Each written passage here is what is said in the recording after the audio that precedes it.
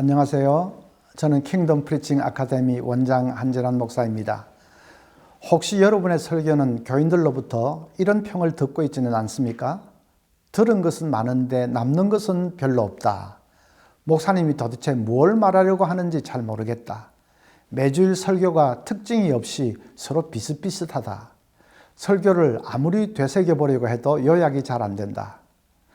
만약 그런 소리를 듣고 있다면 원인은 하나입니다. 여러분의 설교에 주제가 분명하지 않기 때문입니다.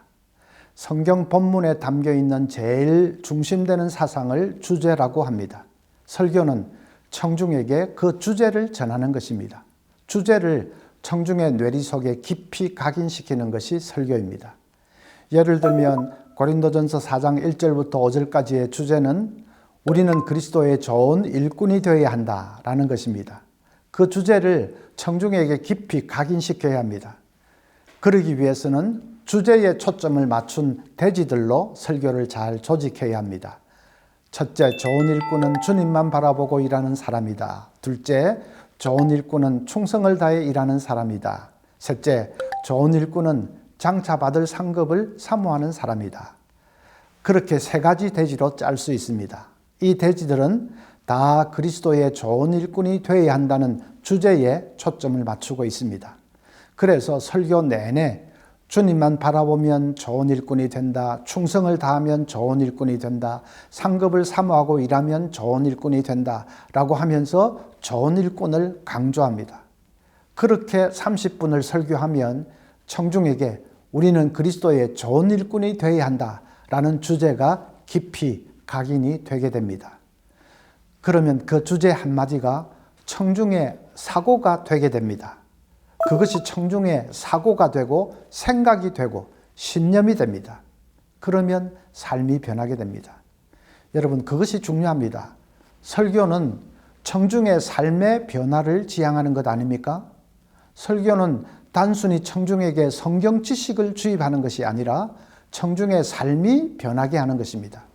삶이 변하려면 먼저 생각이 변해야 합니다. 독일의 철혈재상 비스마르크에 얽힌 한 유명한 일화가 있습니다. 비스마르크가 젊은 시절 한 번은 친구와 함께 산에 갔는데 친구가 발을 잘못 디뎌 그만 늪에 빠져버렸습니다. 늪에 점점 더 깊이 빠져들어가는 친구를 보고 비스마르크가 권총을 꺼내 친구를 겨냥하면서 이렇게 말합니다. 자네를 구하겠다고 섣불리 늪에 들어갔다가는 나까지 빠져 죽을 테고, 그렇다고 그냥 놔두면 자네는 고통 중에 죽어갈 테고, 그러니 차라리 빨리 자네 목숨을 거두어 주겠네. 친구가 기겁을 하고는 죽을 힘을 다해 발버둥을 쳐서 겨우 늪에서 빠져나왔습니다. 내가 어떻게 그럴 수가 있느냐 하고 원망하는 친구에게 비스마르크는 이렇게 말했습니다. 내 총은 자네 머리를 겨냥한 것이 아니라 빠져나올 수 없다는 자네 생각을 겨냥한 것이었네. 여러분, 맞는 말 아닙니까? 빠져나갈 수 없다고 생각하면 못 빠져나가는 것이고 빠져나갈 수 있다고 생각하면 어떻게든 빠져나갑니다. 어떻게 생각하느냐가 중요합니다. 미국 심리학의 아버지 윌리엄 제임스는 이렇게 말했습니다. 생각이 바뀌면 행동이 바뀌고 행동이 바뀌면 습관이 바뀌고 습관이 바뀌면 성격이 바뀌고 성격이 바뀌면 운명이 바뀐다. 운명이 바뀌고 삶이 바뀌려면 먼저 생각이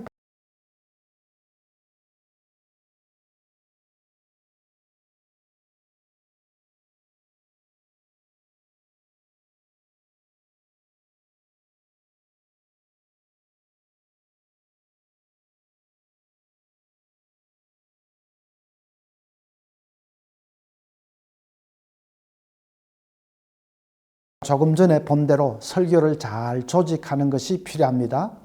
먼저 본문으로부터 주제를 뽑고 그 주제에 초점을 맞춘 대지들로 치밀하게 조직을 해야 합니다.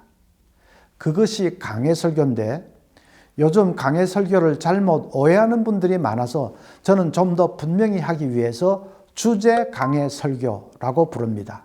주제 강해 설교, Thematic Expository Preaching입니다.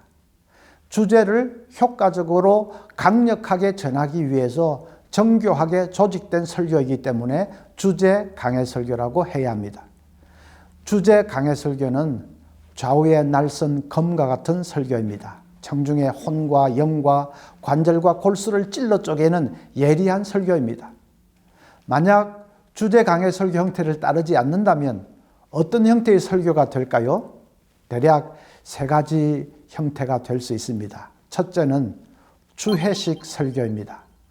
본문을 따라가면서 해석하고 설명하고 적용하는 형태가 주해식 설교입니다. 본문 1절에 은혜와 평강이라는 말이 나오면 그것을 해석하고 설명하고 3절에 복음 전파라는 말이 나오면 그것을 설명하고 적용도 하고 5절에 사랑이라는 말이 나오면 그것도 설명하고 7절에 그리스도의 오시기까지라는 말이 나오면 재림에 대해서 한참 설명하고 그렇게 본문을 따라가면서 설명하는 것이 주해식 설교입니다.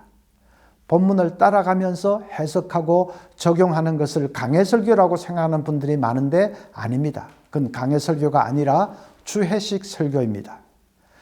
그렇게 주해식 설교를 하면 청중은 그 많은 정보를 다 수용할 수 없게 됩니다.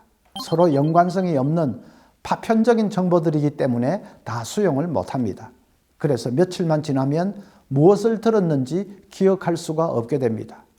기억도 못하는데 그것이 어떻게 청중의 삶을 변화시킬 수가 있겠습니까? 그런 설교는 날선 검이 아니라 솜방망이 같은 설교가 됩니다. 또 그런 식으로 계속 설교하면 나중에는 매주일 설교가 특징이 없이 서로 비슷비슷하게 들리게 됩니다. 늘 하는 미주알, 고주알처럼 그렇게 비슷하게 들리게 됩니다.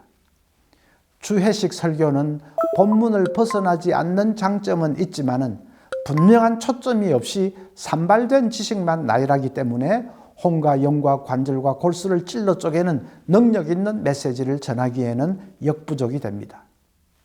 두 번째 잘못된 형태는 중도식 설교입니다. 설교의 전반부에는 주해식으로 본문을 따라가며 이것저것 설명하다가 후반부에 이르러서야 비로소 주제에 초점을 맞추어 설명하고 적용하는 형태입니다. 전반부에 주해식으로 하다가 이런 식으로 계속 가면 죽도 밥도 안 되겠다는 것을 설교자의 본능으로 알아차린 것이지요. 그래서 후반부에는 주제에 초점을 맞추어 전개하는 것입니다. 그렇게 하면 설교가 낭비되게 됩니다. 서론부터 본론을 거쳐 결론에 이르기까지 전 설교가 주제에 초점을 맞추어 일사불란하게 전개되어야 하는데 그렇게 하지 못하고 설교 전반부를 산발되게 이것저것 건드리면서 진행했기 때문에 그 부분은 낭비된 것이죠. 세 번째 형태는 수필형입니다.